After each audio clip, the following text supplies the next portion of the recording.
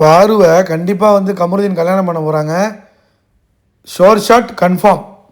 அதாவது என்னென்னா, பாரு வரல தெரியுமா, லேட் ஆச்சுல, வராமல் இருந்த டைமில் என்ன பண்ணிட்டான் கமருதீன் வந்து உள்ளே வந்து விஜய் சேதுபதிட்ட பேசிவிட்டு அப்புறம் உள்ளெல்லாம் பேசிட்டாங்க. அரோராட்ட பேசி அரோராவுக்கு செருப்பு கழட்டி அடித்து அரோரா வந்து ஐ மிஸ்யூன்னு சொல்லும்போது அப்படின்னு சொல்லி ஒரு மாதிரி விடச்சி விட்டான். ஒரு மாதிரி கடுப்பாயிட்டான். நீ எல்லாம் ஒரு ஆள் அப்படிங்கிற மாதிரி வச்சு செஞ்சுட்டான். அப்புறம் வந்து வினோத்து போகும்போதே வந்து அது கூட வந்து சேராத, கல்யாணம் பண்ணிக்காத, அழிஞ்சிருவ அப்படின்னு வினோத் சொன்னார். இந்த பக்கம் வந்து திவ்யாவும் சொல்லியிருக்கு, கல்யாணம் பண்ணாத அழிஞ்சிருவேன், அவனால தான் அழிஞ்சேன்னு. ஆனால் கமருதீன் உண்மையிலே வேறு லெவலுங்க.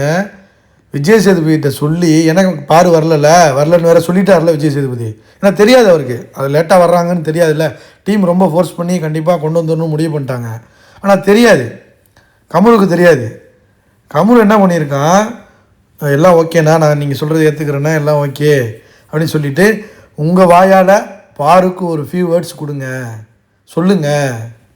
ஏன்னா பாருக்கு நீங்கள் அண்ணன் மாதிரி வந்து நிறைய விஷயங்கள் சொல்லியிருக்கீங்க, அவளும் கேட்டிருக்கா. ஸோ அவளுக்கு ஃப்யூச்சருக்கு தேவைப்படுற மாதிரி உங்கள் வாயால் நீங்கள் பாருக்கு சொல்லுங்கள் அப்படின்னு சொல்லும்போது வினோத்துக்கு ஒரு செருப்படி, திவ்யாவுக்கு செருப்படி, அரோராவுக்கு செருப்படி, எல்லாருக்கும் செருப்படி. ஸோ விஜய் சேதுபதி வந்து வேறு லெவலில் ஒரு ஸ்டன் ஆகிட்டார். ஏன்னா 2 பேரும் வெளியில் போய் இவ்வளோ ஒற்றுமையாக லவ்வோடு இருக்காங்கன்னா சீக்கிரமே கல்யாணம் பண்ண போகிறாங்க. மகாநதி சீரியலில் அவன் நடிக்க தான் போகிறான். பாரு அடுத்துட்டு லாக்ஸு இந்த மாதிரி படங்கள் இல்லைனா இந்த மாதிரி சீரீஸ் இந்த மாதிரி பண்ண தான் போகுது. ஸோ அவங்க லைஃப் வந்து செட்டில்டு தான். ஸோ கடைசியாக நல்ல வேலை இதுக்கு வந்தது ரொம்ப ஒரு பெரிய விஷயமாக நடந்திருக்கு. இந்த ஷோக்கு வந்தது உண்மையிலே இவங்க 2 பேருக்கும் ஜோடி சேர்கிறதுக்கு தான் நினைக்கிறேன். அந்த யூனிவர்ஸ் பண்ணியிருக்கு.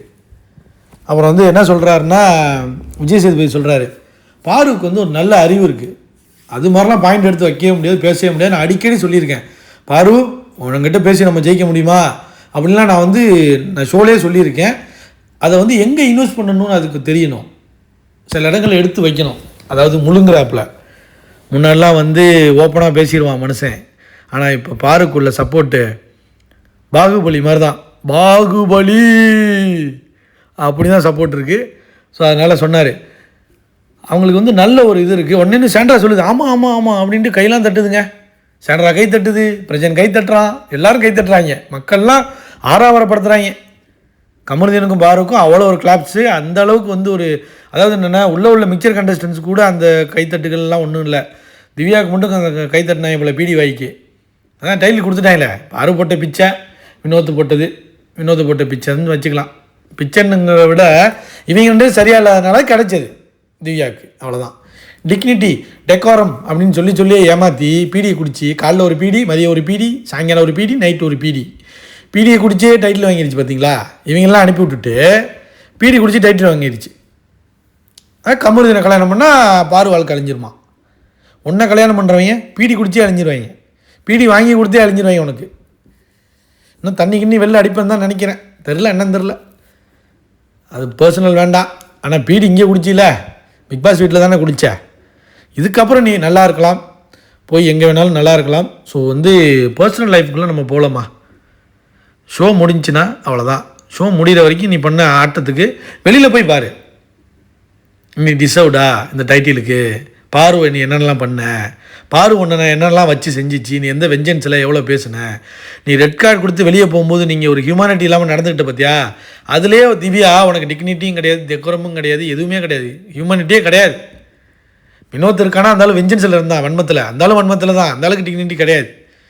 அந்தாலும் என்டர்டெய்னர் கிடையாது, என்டர்டெய்னரில் வன்மம் டைனராக மாறிட்டார். போன வாரம் வரைக்கும் நானே அழுதுங்க, அந்தாலும் பொட்டி எடுக்கும்போது விழுந்து தேமி அழுதேன். எனக்கே ஒரு மாதிரி ஃபீலிங்ஸ் ஆகிடுச்சு. ஆனால் இந்த வாரம் நடந்துக்கிட்டார் பார்த்தீங்களா வினோத், அது கேவலமாக இருந்துச்சு.